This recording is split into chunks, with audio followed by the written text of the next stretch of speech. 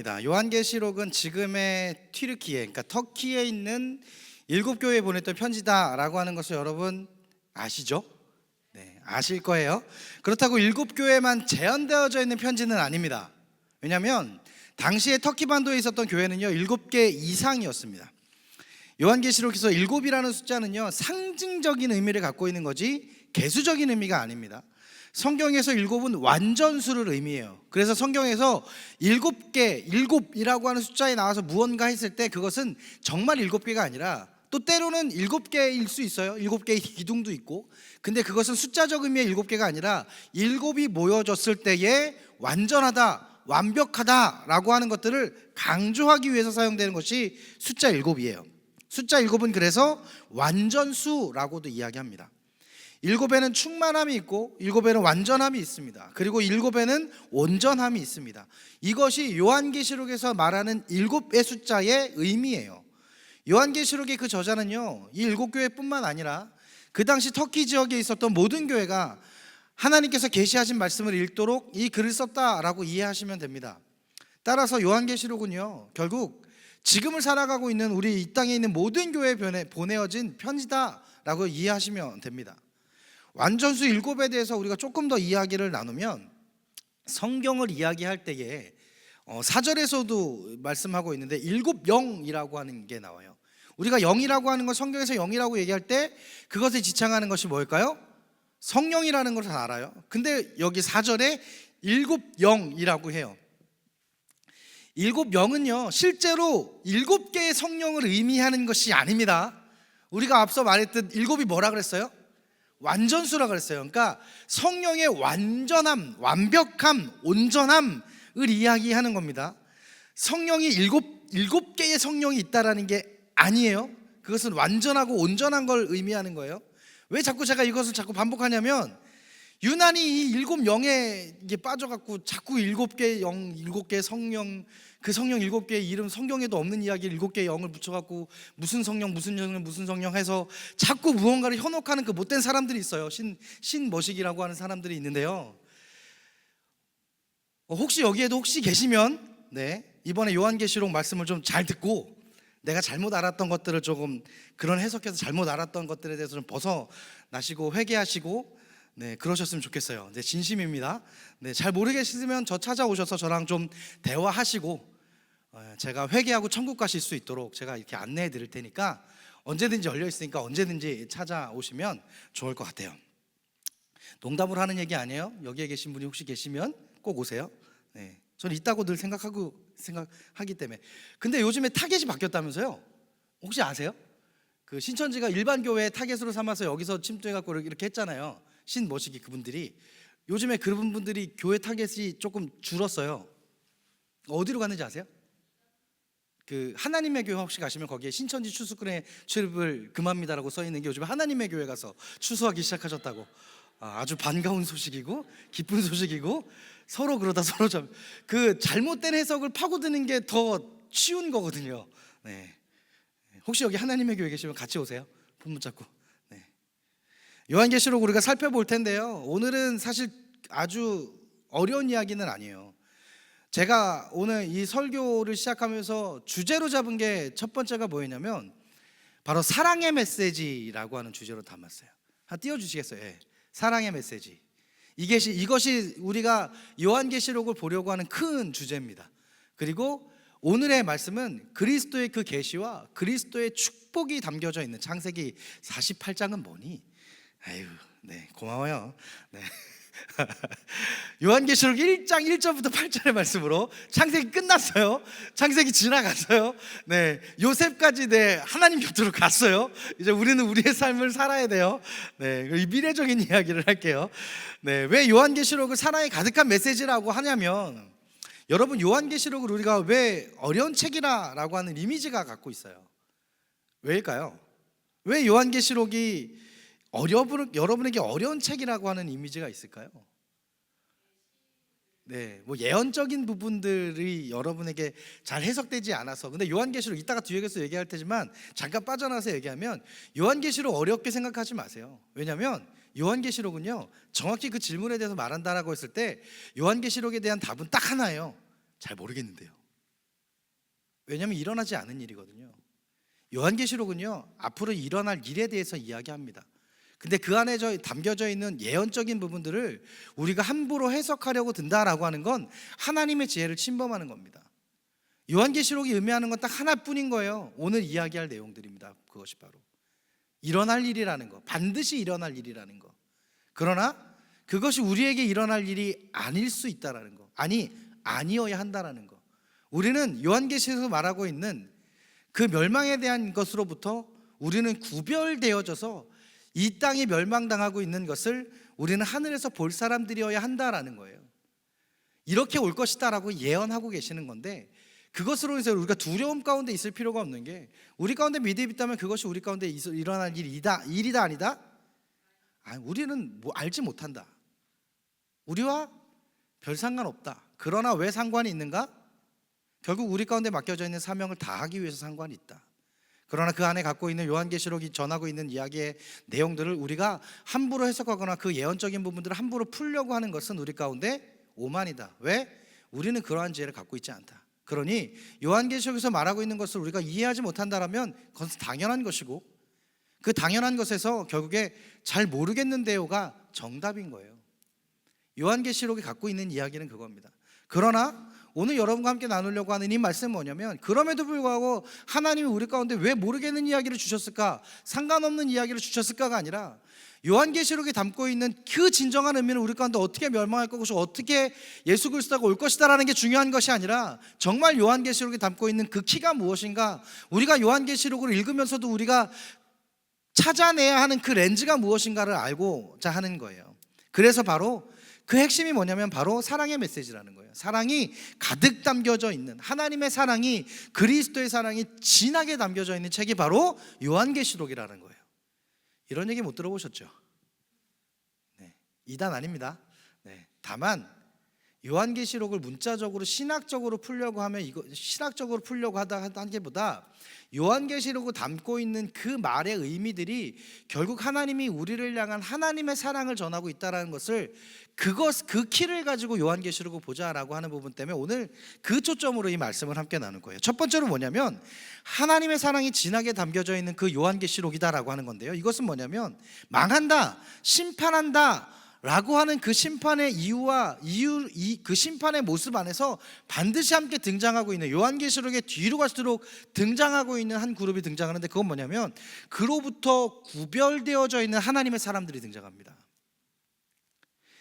하나님의 심판의 멸망들을 이야기하시지만, 그러나 요한계시록에 그것이 반복되고 있어요. 이 심판, 첫 번째 심판, 두 번째 심판, 세 번째 심판이 나누어져서 요한계시록에 등장하고 있는 것이 아니고요, 이것이 점점 똑같은 의미가 확장되고 있다는 걸 요한계시록을 보면서 우리가 알게 될 텐데, 그 확장되어지면서 함께 보이는 게 뭐냐면 바로 그 심판으로부터 구별되어져서, 즉 선택되어져서 흰 옷 입고 하나님 곁에 머물러 있는 사람들의 모습이 등장한다는 거예요. 그렇다면 그 심판을 하나님이 여기서만 심판을 맡아내는 게 아니라 결국 그 심판을 통해서 구별해내고 있는 하나님의 사람, 그 사람들은 뭐예요? 그 사람들은 누구예요? 다른 사람들이에요? 여러분들이에요. 우리들이에요. 하나님의 심판에 있을 때 하나님의 나라로 완전히 구원받을 그 하나님의 사람들을 하나님이 구별해 놓고 계신다라는 게 요한계시록이 확장되어질수록 더욱 선명하게 드러납니다. 두 번째로는 뭐냐면, 요한계시록은 삼위일체의 하나님의 사랑을 가득 담고 있습니다.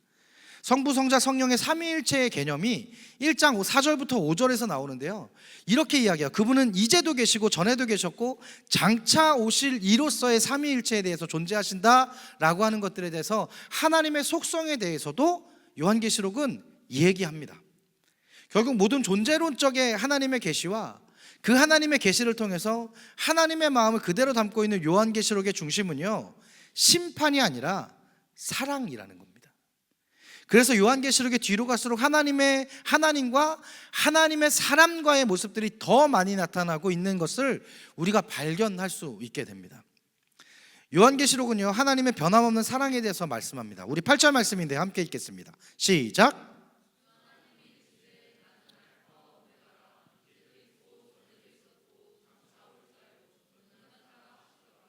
네, 알파와 오메가라고 하는 표현이 나옵니다.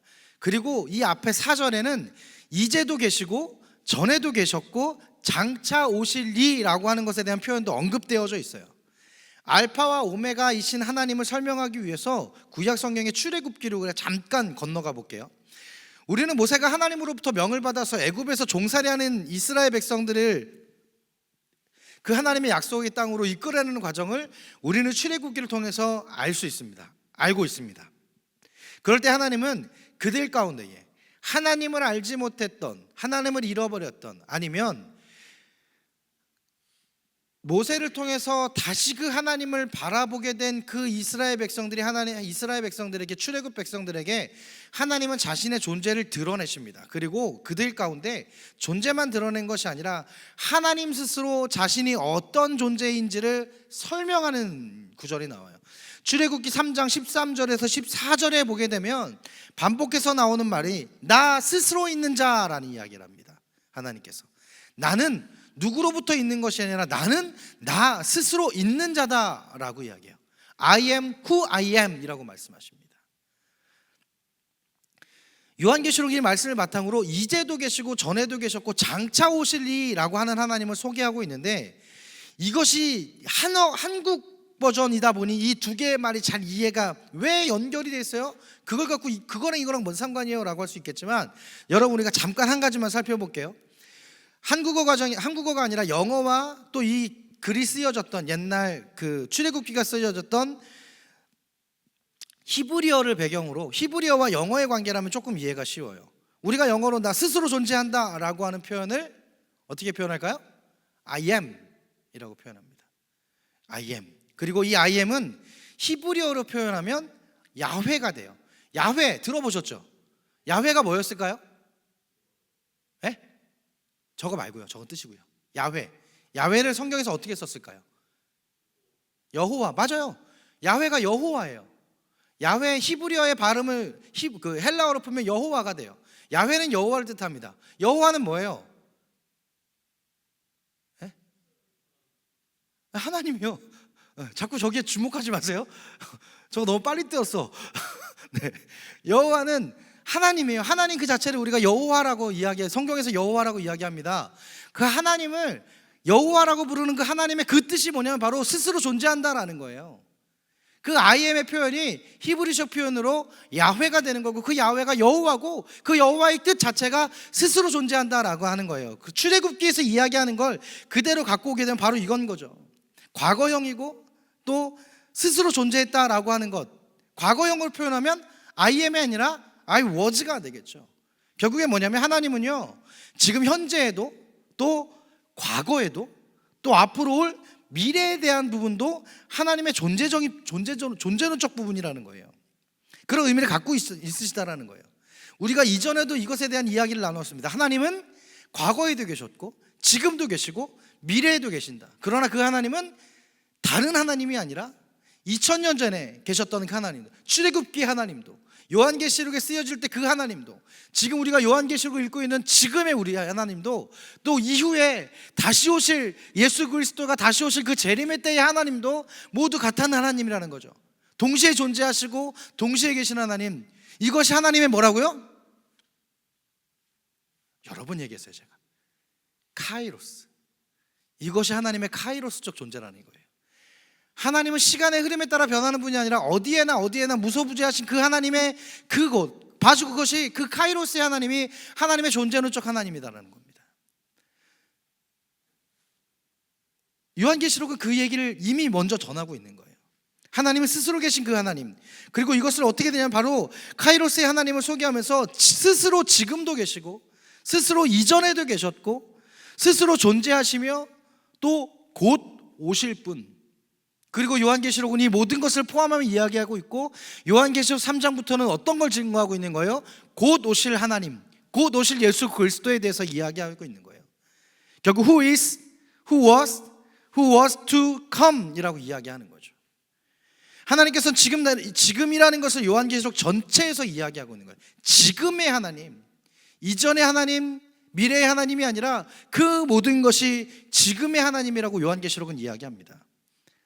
그렇게 하나님은 과거에도 너희와 함께 하셨던 그 하나님, 지금도 나와 함께 하시는 그 하나님이 미래 가운데 결국 예수 그리스도가 다시 재림주로 오시는 그때의 그 하나님을 우리가 알 것인데, 근데 그 하나님은 다른 하나님이 아니라, 우리가 알고 있는 아버지 하나님과 다른 하나님이 아니라, 심판의 하나님이라 그래서 다른 하나님이 아니라, 나로 아버지 되신 그 하나님, 동일한 하나님이라는 거예요. 요한계시록은 이 하나님을 이야기합니다. 우리가 아버지 하나님이라고 고백할 수 있는 그 하나님은 문자적 하나님이 아니라, 결국 그 아버지의 그 사랑을 우리가 알고 그로 인해 구원받았다라고 하는 그 모든 의미를 담고 우리가 고백하는 것이 하나님 아버지입니다. 그 하나님과 동일한 하나님이라는 거예요. 그리고 그 하나님은 우리가 잘 알듯 우리를 너무나도 사랑하시는 그 하나님이라는 겁니다. 요한계시록의 하나님은 다른 하나님이 아니에요. 오해하지 않으셨으면 좋겠어요. 자꾸 멸망할 것이다, 그놈의 14만 4천, 아주 지겨워 죽겠지만, 이전에도 얘기했지만 14만 4천은 숫자가 아닙니다. 뭐라 그랬어요 제가?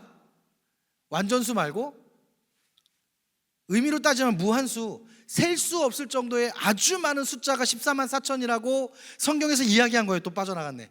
성경에서 이야기하고 있는 거예요. 제발 그 14만 4천 명에 대한 숫자에 가둬지지 마시라고요. 아직도 그걸 써먹는 사람 있나? 네, 이미 14만 4천 넘었습니다. 한참 넘었습니다.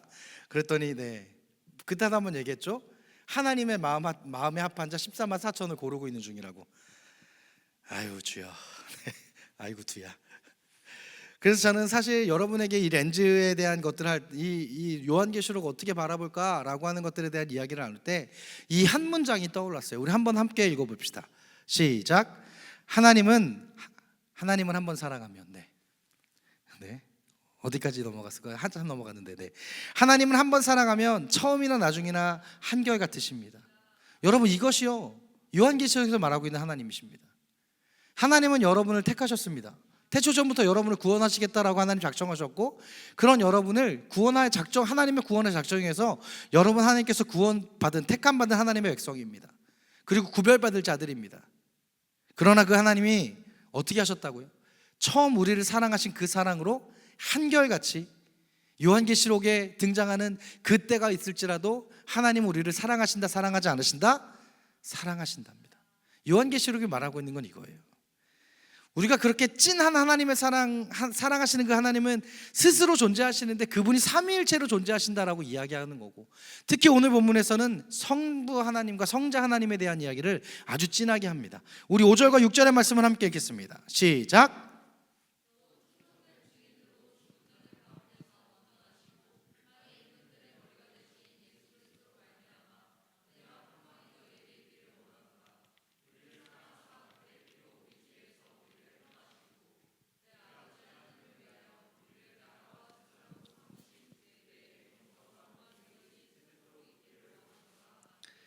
이 본문에서 예수 그리스도께서 우리를 사랑하사 그의 피에서 우리 죄에서 우리를 해방하셨다라고 기록하고 있습니다. 성자 하나님에 대한 부분들을 먼저 이야기해요. 그 크신 하나님이 그 어떤 것에도 영향받지 않는, 세상 어떤 권력보다 위에 계신 하나님이 우리를 그 죄악의 구렁텅이에서 해방시켜 주셨다라고 성경은 증거하고 있어요. 이것을 우리 입장에서 한번 다시 살펴보자고요. 우리 입장에서 보면 우리는요 죄덩어리였습니다. 그래서 구원은 그 생각조차도 할 수 없는 죄 그 자체였던 우리였음에도 불구하고, 그러나 하나님은 하나님의 그 공의와 하나님의 사랑을 완성시키시기 위해서 죄와 전혀 상관없으신 예수 그리스도 그 성자께서 이 땅 가운데 오셔서 스스로 죄덩어리 인간이 되셨습니다. 그리고 우리를 위해서 그 죄덩어리 인간이 되신 그 상태 그대로 죽으셨습니다. 죄덩어리인 인간이 예수 그리스도로 인해서 우리 그 자체가 축복 자체가 되었다라는 거예요. 그것을 함축적인 의미로 담고 있는 겁니다. 요한계시록은 이 말씀을 전하고 있는 겁니다. 요한계시록엔 심판과 멸망을 기록했던 심판과 멸망만을 위해서 기록했던 것이 아니라 우리가 그 멸망 속에 있을 수밖에 없었던 죄덩어리였다라는 걸 증거하고 있는 거예요. 그 멸망은, 요한계시록에서 증거하고 있는 그 심판은 우리의 심판이었다라는 겁니다. 죄덩어리였던 우리의 심판이었다라는 거예요. 그러나 우리 함께 읽겠습니다. 시작.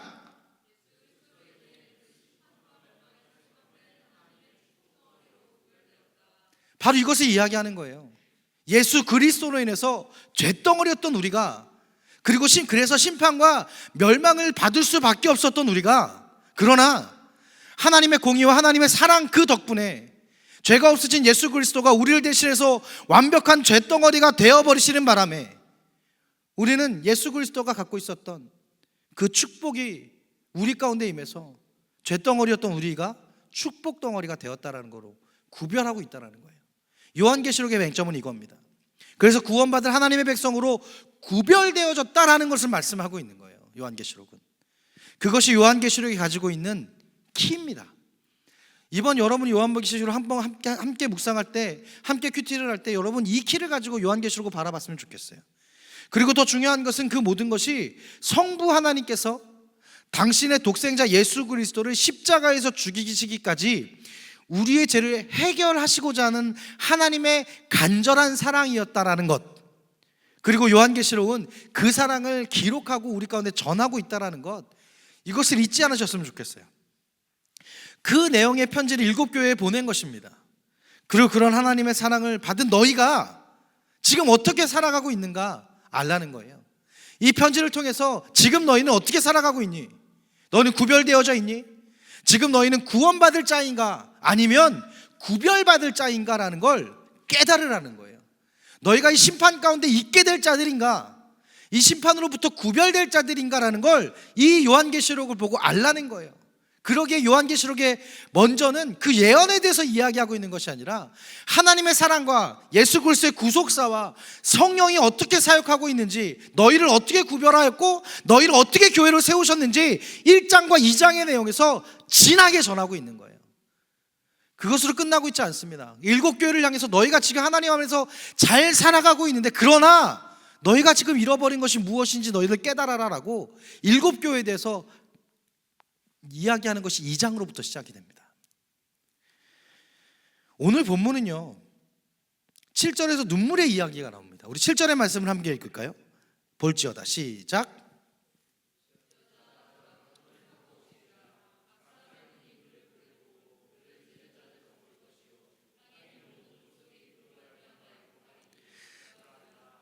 그로 말미암아 애곡하리니 라고 말해요. 그로 말미암아 애곡하리니, 정확하게 주로 말미암아 애곡한다라고 이야기합니다. 요한계시록은 예수님의 초림 때에도 감동이었습니다. 아기 예수 그리스도가 우리 가운데 오셨다, 그리고 그를 찾아가는 동방박사들의 고백을 통해서 우리 가운데 감동을 전해줍니다. 한 번도 12월 25일이 다가오면 단 한 번도 빠지지 않고 예수님보다 더 많이 등장하는 사람들이 누구예요? 동방박사의 낙타? 산타. 아유, 네, 교회에서는 안 그러잖아요. 네. 뭐 교회에서 제가 다녔던 교회는 빨간 모자만 써도 혼났거든요. 네. 뭐 근데 아이들에게 동심과 신앙을 동시에 심어줄 수는 있잖아요. 네. 제가 그거 한다고 예수님 분장하고 빨간 모자 쓰고 나갔다가 성탄절날 그렇게 혼나긴 처음이었네. 동방박사들이 많이 등장해요. 그들을 통해서 감동을 전해줬단 말이에요. 그렇잖아요. 예수님이 이 땅 가운데 오셨던 그 아기 예수로 오셨던 그날의 그 모습을 우리 가운데 감동으로 주셨지만, 그러나 요한계시록을 오해하는 건, 요한계시록에서 예수님이 심판주로 오시는 재림의 때에는 그런 감동이 아니라 우리 가운데 왠지 무서움의 의미가 있어요. 무서움의 이미지가 있어요. 그러나 성경은 그렇게 기록하지 않고 있습니다. 여러분 그렇게 기록한다면 여러분 요한계시록을 잘 안 읽으신 거죠. 예수 그리스도의 다시 오시는 그 재림의 순간에 대해서 요한계시록은요 굉장히 감동적으로 표현해내고 있어요. 감동적으로 기록하고 있습니다. 여러분 이번 요한계시록 묵상을 통해서 그 부분들 여러분 발견해 나가셨으면 좋겠어요. 모든 사람이 주님이 오심을 보게 된다라고 성경은 정확하게 이야기합니다. 믿음이 있는 사람들만 예수 그리스도에 오셨다라는 것을 볼 수 있는 게 아니고, 성경은 정확하게 이 땅 가운데 믿음이 있는 사람도, 그리고 믿음이 없이 저 세상 가운데 잿덩어리로 빠져 있는 사람들도 예수님의 재림의 때에는 그들이 알지 않을 수 없게 오신다라는 거예요. 온 세상이 볼 수밖에 없게 만든다라는 거예요. 예수 그리스도의 재림은 그렇다라는 거예요. 그럼 지금 와 있는 예수는 뭐냐고요? 말이 안 되는 거라고. 성경에서 이야기하고 있는 것과 정반대되는 것들은 일어나지 않는다고요. 성경은 문자적으로 정확히 기록하고 있어요. 그것을 다르게 해석할 수 없습니다. 왜냐? 그 심판의 대상자는 믿는 사람들, 교회에 있는 사람들만의 대상자가 아니라 이 땅 가운데 피조물 되어 있는 모든 세상의 사람들이 심판의 대상이라고 성경은 정확히 이야기하고 있기 때문에 그 심판에 임하시는 재림의 주는 온 땅 가운데 지구가 둥글어서 반대 있으면 보이지 않는다는 말도 안 되는 과학적 해석 말고요, 이 땅을 지으신 예수 그리스도의 오심은 온 세상이 예수 그리스도 오시는 그날 그 순간을 알지 않을 수 없게 오신다라는 거예요. 그래서 그들이 전해 들었던 예수, 그들이 무시했던 예수, 그들이 무시했던 그 복음이 진짜라는 것을 세상 가운데 알 수밖에 없게 만드신다라는 거예요. 한 세상이 모른 채 심판되지 않는다라는 거예요. 정확히 요한계시록은 그걸 말하고 있습니다. 그러니 그 앞에서 애곡하는 거예요. 그 앞에서 애곡하는 거예요. 이 애곡은 하박국의 고백과 같은 고백입니다. 하박국에 보면 그가 하나님의 임재를 보았습니다. 그리고 그 앞에 자신이 잿덩어리, 나는 잿덩어리입니다, 그러니 하나님을 볼 수 없습니다라고 하는 하박국의 고백이 나옵니다. 그러니 잿덩어리 나의 입술에 그 제단 숯불로 지져달라고, 내 죄의 원흉이 되었던 내 입술을 지져달라고 고백하는 거예요. 그 고백하는 것은 꼭 하나님 앞에서 자신의 죄를 보게 되는 것입니다. 하나님의 임재에는 영광이 있습니다. 그러나 하나님의 그 임재의 영광 앞에는 그보다 더 우선되어진 하나님의 심판이 있습니다. 그렇기 때문에 제사장들이 지성소 안에서 하나님을 예배할 때 그가 정결함을 유지하지 못했으면 하나님의 임재와 동시에 그 앞에 꼬꾸라져 죽을 수밖에 없었던 거예요. 하나님의 임재는 그냥 있는 것이 아니라 하나님의 임재가 있을 때 그 하나님의 임재를 바로 보지 못하는 것은 죄 때문이고, 그 죄로 인해서 바로 보지 못하고 그 심판으로 해서 죽게 되는 것입니다. 그것이 하나님의 임재입니다. 그러니 하박국이 그 하나님의 임재의 그 앞에 자신의 죄를 보고 자신의 정결하지 못한 모습을 보고 그 하나님 앞에 내 입술을 지져달라고 애곡하는 거예요. 애곡한다라고 하는 것은 하나님의 임재 앞에서 나의 죄를 보게 되는 것입니다. 내가 알지 못했던 그 죄를 하나님의 그 거룩한 빛으로 알게 됩니다. 하나님의 심판으로 알게 됩니다. 그로 인해 나의 죄를 보고 통곡한다라고 표현하고 있는 거예요. 그럼 한 가지 물어봅시다. 여러분, 하나님의 임재 앞에 여러분은 정결하십니까? 예수님의 흠이 없고 예수님을 믿고 흠없이 사는 사람들만 지금 여기 앉아 있는 거예요? 우리는 부족함이 없나요? 우리는 죄가 없나요? 우리는 그저 깨끗한 자들입니까? 저를 포함해서 아무도 그렇지 못합니다. 우리는 결코 그럴 수 없어요. 율법에 대한 이야기를 여러분과 함께 나누었던 적이 있어요. 하나님께서 그 법을 주셨을 때 그것이 그 율법을 하나님이 흠이 없게 모두 지키라고 우리 가운데 주신 법이 아니라고 말씀드렸어요. 그렇다면 그럼 왜 하나님은 지키지도 못할 법을 인간에게 주셔갖고 모세가 그 돌판까지 깨가면서 그들이 모두 다 몰살당할 수밖에 없었던 그 상황까지 연출해가면서 그렇게 하나님 왜 율법을 그렇게 주셨습니까? 지키지도 못할 거라면서요 라고 이야기할 수 있어요. 그러나 하나님 그 율법을 주심은 우리가 지킬 수 없다라고 하는 것을 알게 하시기 위해서 주셨다고요.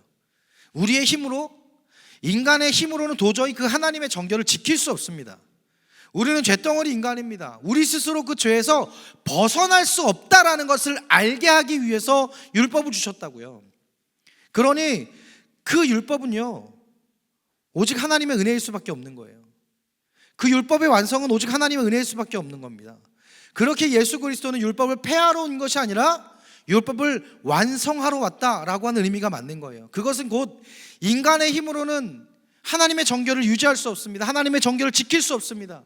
그것이 율법을 지킬 수 없는 이유가 됩니다. 그러나 예수 그리스도는 우리로 인해 그가 대신 우리의 모든 정결하지 못한 모든 것들을, 우리의 모든 죄를 스스로 잿덩어리가 되어버린 그 예수 그리스도로 인해서 우리는 죄가 있지만, 우리는 정결하지 않지만, 그러나 우리 가운데 예수 그리스도의 그 보혈을 우리 가운데 입히심으로 우리가 정결하다, 거룩하다, 칭함받을 수 있는 존재로 완성시키셨다라는 거예요. 그게 뭐냐면 요한계시록 뒤에 등장하고 있는 흰옷 입은 구원받은 자들의 모습을 바로 그렇게 표현하고 있는 겁니다. 그것은 예수 그리스도로밖에 이루어지지 않습니다. 그것은 예수 그리스도가 아닌 다른 것으로 결코 이루어질 수 없는 것이다라고 성경은 정확히 이야기하고 있습니다. 존재로 우리를 구원에 이르게 하는 것은 인간의 노력으로 이룰 수 없고 율법으로도 이룰 수 없고 결국 예수 그리스도 그 한 분으로밖에 이루어질 수 없는 거예요. 우리가 정확히 알아야 하는 것은요, 요한계시록의 그 마지막은 요한계시록은 그 마지막 구원의 기회에 대해서 말씀한다라는 거예요. 예수 그리스도 이 땅 가운데 재림하는 모습을 증거하고 있습니다. 예수 그리스도가 이 땅 가운데 다시 오시면 여러분 우리 가운데 더 이상 구원의 기회는 없습니다.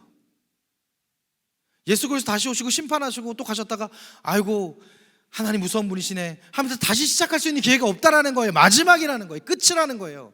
예수 그리스도의 재림은 우리 가운데 구원받을 수 있는 기회의 마지막을 의미하는 겁니다. 요한계시록은 그것을 이야기하고 있는 거예요. 그 마지막 때를 기억하고 그 마지막 때를 잊지 말고 그 마지막 때에 대해서 살아라는 거예요. 주님이 다시 오신다면 우리 가운데 기회가 없는 거예요. 마지막 때라는 거예요. 그래서 그때를 위해서 사는 겁니다. 우리가 우리의 자신과 연약함과 부족함에 대해서 애곡하면서 어찌할 바를 모를 때 요한계시록 1장 8절은 이렇게 고백합니다. 제가 읽어드릴게요. 주 하나님이 이르시되 나는 알파와 오메가라, 이제도 있고 전에도 있었고 장차 올 자요 전능한 자라 이야기합니다. 8절 후반절에 전능한 자라고 이야기합니다. 전능한 자, 이것은 곧 엘샤다이라고 말합니다. 엘샤다이. 우리가 의지할 분은 전능하신 하나님뿐입니다. 우리가 바랄 분이 전능한 자, 그 엘샤다이, 오직 하나님뿐이다라는 거예요. 그 하나님께서 우리에게 사랑의 메시지를 주신 겁니다. 너희를 심판할 자라서 심판하기를 원하시는 하나님이 아니라 우리를 사랑하시는 하나님이라고 하는 그 메시지를 주시는 거예요. 그러니 그 마지막 때에 내가 너희에게 심판이 있지 아니하도록 너희가 그 복음을 기억하라는 거예요. 마지막 때에 더 하나님 앞에, 그 엘샤다이 앞에 나아오라는 거예요. 여러분, 그런데 이 메시지가 식상하십니까? 너무 많이 들었어요. 교회에 오면 그렇게 하나님 앞에 나아가 있는 믿음을 세워야 됩니다, 죄 짓지 말아야 됩니다, 지겹도록 들은 말씀입니까? 익숙해져 버린 거예요. 그냥 그렇게 익숙해져서 매번 듣는 말입니까?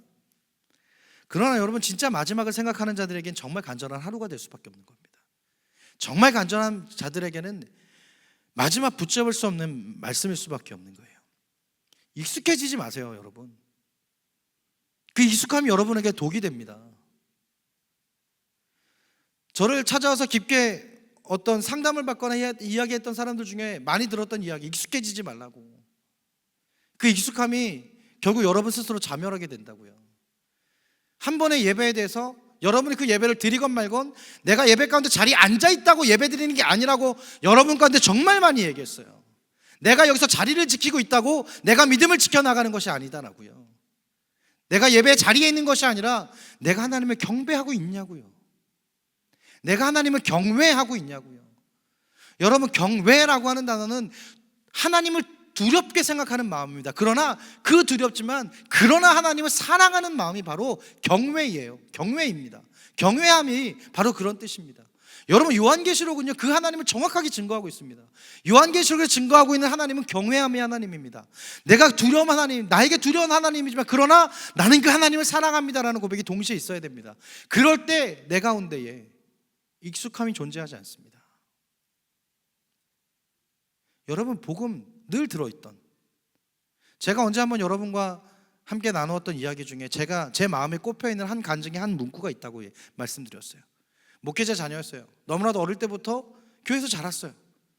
교회에서 자란 게 그 교회가 너무 익숙해져서 나의 신앙생활이 잘 안 될 것 같아서 아버지 교회를 떠나서 제가 사역하고 있던 교회에 온 거예요. 그러니까 아버지는 다른 교회에서 담임 목사님이 사역하는데 얘는 다른 교회, 우리 교회 청년부에 있는 거예요. 무언가 열심히는 하지만 잘 모르겠는 퀘스천이 찍혔던 적이 있어요. 그 친구가 제주도에 저랑 함께 5박 6일 동안 정말 선교만 하러 갔어요. 제주에서 5박 6일 동안 놀지도 못하고 맨날 아침부터 저녁까지 하루 종일 그 사형리 들고 나가서 전도만 하는 거예요. 그 친구가 끝나고 와서 정말 힘들었던, 식대도 얼마 안 돼서 한 끼에 한 사람당 2,000원꼴로 먹었어야 됐어요. 라면만 먹다 왔어요. 정말 죄송하지만 CCC 거지형을 제가 그대로 갖고 왔거든요. 애들 핸드폰 다 뺐고 지갑 다 뺐고 아이스크림 하나도 사 먹을 수 없어서. 그거 아세요? 강남 한복판에서 정말 부유하게 자랐던 애들이요, 길거리 담 밑에 요만큼의 그늘에 이러고 피해서 앉아갖고 지나가는 애들이 쭈쭈바 빨고 가는데 그걸 그렇게 부럽게 쳐다봐요. 이러고 5박 6일 동안 단 한 번도 사 먹을 수 없었거든요. 그건 여러분의 모습이 될 겁니다. 기대하지 않는구나. 나는 안 갈 거예요. 나와는 상관없는 얘기예요. 그럴 때 그 마지막 다 모든 사역이 끝나고 그 친구가 나중에 간증을 하는 이런 간증을 하더라고요. 태어나면서부터 알았던 교회는 저에게 너무 익숙한 공간이었고, 태어나면서부터 듣고 알고 있었던 복음은 너무나도 익숙한 복음이었습니다. 그러나 내가 그 복음을 전하니 비로소 나의 복음이 되었습니다 라는 고백을 하더라고요. 여러분, 복음은 그런 것입니다. 익숙하지 않아야 하는 거예요. 매일마다 나에게 그 복음의 익숙함을 떨쳐내기 위해서 내가 애쓰지 않으면 안 되는 거예요. 결국 우리는 그 복음의 익숙함이 있고, 교회의 익숙함이 있고, 신앙의 익숙함이 되어버리면, 여러분, 우리의 모습은요 결국 사사기의 이스라엘 백성처럼 되어버리고 맙니다. 하나님을 알지만, 교회에 나와 있지만, 예배는 드리지만, 그러나 내 삶은 하나님과 구별되어져 있는 쇳덩어리의 삶이 되어버리고 만다라는 거예요. 그리고 죄가 반복되면 그것이 죄인지조차 모르고 살아갈 수밖에 없습니다. 여러분, 이 말씀이 여러분에게 식상하지 않았으면 좋겠고요. 아니, 식상하지 않아야 하고요. 다시금 여러분을 돌아볼 수 있어야 하는 거예요. 저도 마찬가지입니다. 저도 말씀이 없으면 여러분과 똑같은 사람입니다. 목사라고 24시간 365일 거룩하게 살아가겠습니까? 때로는 제 입에서 욕도 머뭅니다. 때로는 제 생각에서 무언가를 탐하는 마음도 납니다. 때로는 제 마음에, 때로는 아니겠구나, 아주 많이 누군가를 미워하고 정죄하는 마음도 듭니다. 그러나 그러기에 매일마다, 매일 새벽마다 하나님 앞에 엎드려서 그 복음을 다시 묵상할 수밖에 없는 거예요. 그래야 내 마음에 그 잿덩어리들이 발견되거든요. 내려놓을 수 있거든요. 편지를 받았던 요한계시록에 이 편지를 받았던 7교회 역시도 마찬가지였습니다. 그들은 하나님의 결핍이 존재했어요. 그래서 그들은, 우리는 각 교회들을 좀 더 살펴보면서 그 이야기를 나눌 겁니다. 그리고 각 교회들의 모습이 결국 우리들의 영적인 결핍들, 내 안의 신앙의 결핍들을 발견하게 될 것이고, 내가 다시 돌아가야 할 것들에 대해서 마지막 때에 강하게 주시는 그 말씀을 우리가 함께 살펴보기를 소망합니다. 요한계시록은 어려운 책이 아니라, 정확히 말하면 여러분 읽기 싫은 책일지도 모릅니다. 그럴 거예요. 이제 성경 일독 좀 해볼까 하면서 창세기를 벗어나지 못하는, 민수기 가서 몇 명이네 하다가 에이 이렇게 끝나버리는 그런 우리들의 모습 속에 존재하지 않고, 여러분 정말 큐티를 통해서 여러분 말씀을 읽어나갔으면 좋겠어요. 여러분 성경 일독에 대한 목표 어렵게 잡지 마세요. 3년 반이면 일독합니다. 큐티를 그대로 따라가면 구약 2년, 신약 1년 반 걸리거든요. 그렇게 패턴이 돼 있어요. 그래서 큐티 책은 3년 반에 한 번씩 전체가 리뉴얼 됩니다. 큐티를 꾸준하게 해나가셨으면 좋겠어요. 내가 오늘 걸 놓쳤더라도 내일 걸 시작하십시오. 괜찮습니다. 청년에게 말씀이 있어야 됩니다. 청년에게 의지할 수 있는 건 말씀밖에 없습니다. 그리고 청년 때의 말씀의 두려움을 알지 못하면 우리가 그 세대를 넘어서 그 신앙의 훈련이 우리 가운데 더 이상 이루어지지 않을 수 있습니다. 여러분 그거 아십니까? 장년들에게 많은 부분들을 이어갈 때 결국 어느 때를 가장 부러워할까요? 청년의 때를 가장 부러워합니다. 여러분 살아갈수록 더 힘든 청년의 때인 거 압니다. 그러나 여러분 그럴수록 우리 가운데 더 말씀을 붙들어야 되지 않겠습니까? 큐티 참 좋은 겁니다. 그냥 나 혼자가 아니라 하다가 어려운 게 있으면 물어보십시오. 저에게 큐티에 대해서 물어오시는 분들 있으면 제가 답해드립니다. 답 못해줬네, 깜빡했다. 네. 그리고 여러분끼리 나눌 수 있는 여러분끼리의 소그룹들이 있잖아요. 그 안에서 일주일 동안 뭐 하겠습니까? 말씀을 읽어가면서 다시 그 말씀 안에서 내가 다시 돌아볼 수 있는 것들을 찾아가는 여러분이었으면 좋겠습니다.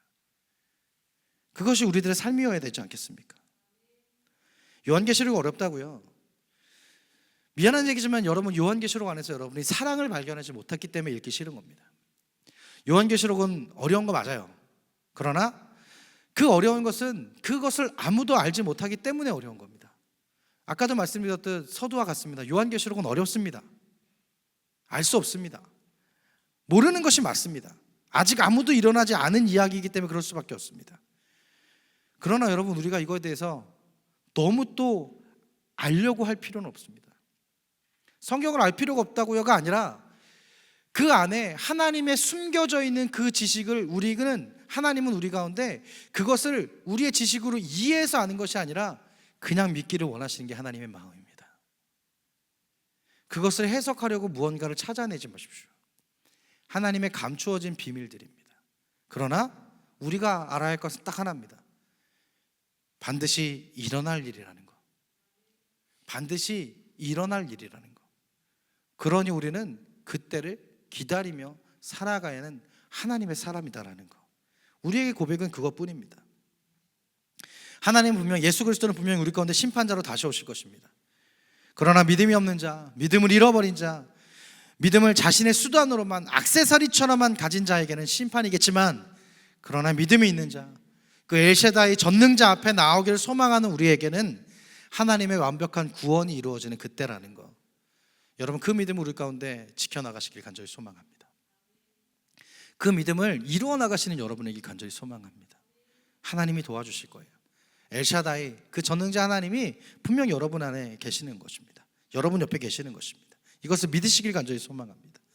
이것이 하나님의 사랑의 메시지라고 하는 거. 이 심판 가운데, 이 심판이 반드시 일어날 것이지만, 그러나 그 심판보다 우선 하나님이 나와 함께 하신다는 거.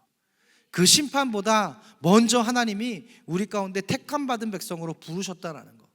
그리고 하나님은 그 속에서 우리가 결코 넘어지지 아니하도록 우리를 붙드시고 이끄시고 때려서라도 데리고 가시는 하나님이시다라고 하는 거. 여러분, 그 믿음을 지켜나가기 간절히 소망합니다. 그러니 여러분, 그 하나님의 마음을 가까이 두십시오. 하나님의 마음을 가까이 둔다라는 건 결국 그 말씀을 가까이 두는 것입니다. 여러분, 말씀이 있는 자는 그 삶에서 결코 하나님을 멀리 떠나가지 않습니다. 내가 교회에 있다고 그 믿음이 생기지 않습니다. 내가 교회에 나와 있다고, 예배에 나와 있다고, 청년부에 있다고 그 믿음이 세워지지 않습니다. 그것은 우리 가운데 치열한 싸움이어야 합니다. 그것이 이루어지지 않으면 여러분 결국 나로 망할 수밖에 없는 거예요. 죄송한 얘기지만 여러분, 그러한 신앙 상태로 여러분이 결혼을 하신다라고 생각하십시다. 그 신앙이 오래 갈까요? 그렇지 않습니다. 여러분, 결혼하고 여러분이 각자의 책임져야 되는 어떤 가정이 생겼을 때 여러분의 확고한 신앙이 있게 되지 않으면 여러분 그 안에서 수없이 흔들립니다.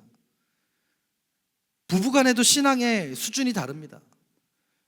그러나 그 수준이 다른 부분에서 여러분 일어나는 신앙의 괴리감은요, 여러분 관계를 어그러뜨리게 만들 수밖에 없는 거예요. 그럼 여러분, 청년의 때 여러분의 신앙의 준비는요, 여러분의 다음을 준비하는 것과 같습니다. 여러분의 결혼과 여러분의 가정을 위한 여러분의 준비일 수 있습니다. 저에게 결혼에 관한 부분에서, 결혼에 대해서 그 교육을 받는, 케어를 받는 친구들에게 반드시 해야 되는 부분 중에 가장 큰 원수는 신앙이다라는 이야기를 합니다. 다른 어떤 것보다 나와 함께 신앙을. 여러분, 그거 아세요? 특히 자매들 조심하세요. 특히 자매들, 청년회장 조심하십시오.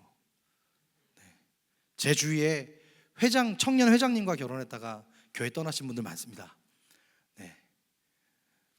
앞에 세워져 있다라고 예배 인도자들 조심하십시오. 저희 와이프가 하는 얘기입니다. 보이는 모습이 다가 아닙니다. 남자들은요, 적어도 1년은 자신의 모습을 감출 수 있습니다. 신앙이 좋은 것처럼, 신앙이 엄청난 것처럼 가릴 수 있습니다. 그러나 여러분, 그 신앙을 내가 하나님 앞에 가까이 있으면 보여요. 꾸며져 있는 신앙을 판가름할 수 있습니다. 그것이 하나님의 지혜입니다. 여러분, 요한계시록을 통해서 여러분 다시금 여러분을 살펴볼 수 있었으면 좋겠어요. 지금 나는 어느 위치에 있는가? 나는 사사기처럼 살아가고 있지는 않은가? 교회에 있을 때는 그리스도인인 척, 그러나 교회 밖에 있을 땐 나의 생각대로 옳은 대로 살아가고 있는 나는 아닌가? 다시금 여러분 살펴볼 수 있는 시간이었으면 좋겠습니다.